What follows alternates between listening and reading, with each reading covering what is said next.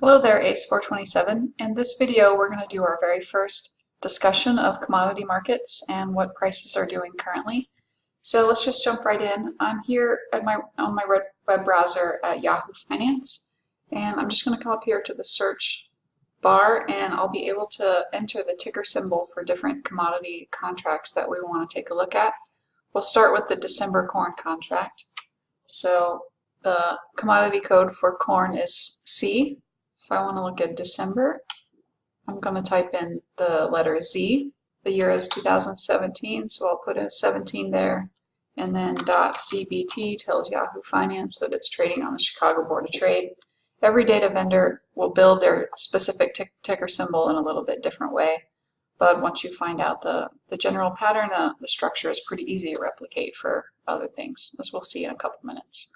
So let me click through to the corn contracts. I'm going to come over here and expand the price window, and I'll click here on the new charting experience because I happen to like it. Put some colored bars up here. So first, before I talk about the price action on this chart, let's discuss what these bars actually mean.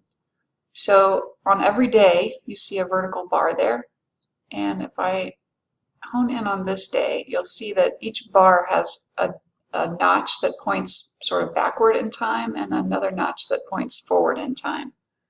And on this red bar here, the notch backward in time happens about there. That tells you the price at which the contract started the day trading, the opening price. The notch that points kind of forward in time tells you the price at which the contract closed trading for the day, the closing price. So that leaves the width of the bar to explain. The very bottom of the price bar tells you the lowest price that the contract traded that day, and the very top of the bar tells you the highest price that the contract traded that day. So with just this simple little visual key, you can see the open, low, high, and close prices every single day that's charted here. And the way that they work the coloring is if the close is higher than the open, or the price was trending upward during the day, you get a green bar. If the close was lower than the open, then the price was trending downward during the day, and you get a red bar. So that's what we're looking at here. I've pulled up the 1-year chart initially. Let me change that to 6 months. And let's discuss the entirety of this chart first. Usually our weekly discussion about the markets will focus on what's happened in the most recent week. Since this is our first one, let's take stock of what's happened in the last 6 months. So the first part of the chart includes the months of April and May, and that happens to be the time period when corn is planted. And you can tell that the prices were trading in a fairly tight range during this period, and that's to be expected in most years because the prices that we're looking at are for the December 2016 contract maturity.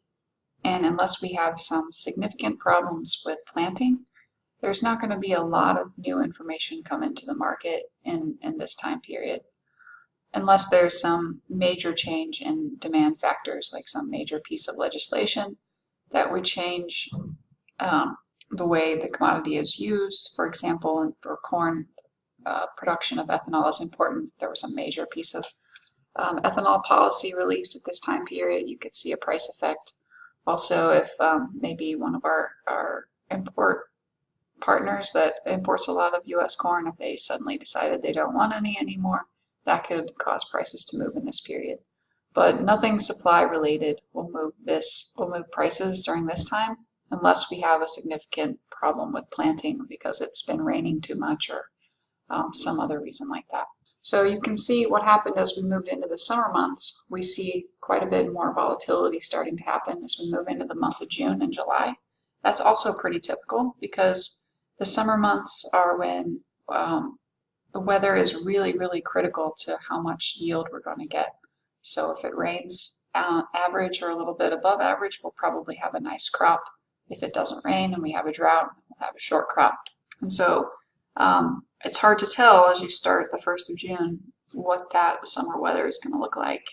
And the trade just kind of guesses going forward. So by the time you get to the 1st of July, you know if June was wet or not, and that kind of governs the price action from there. But as you move through the summer months, you can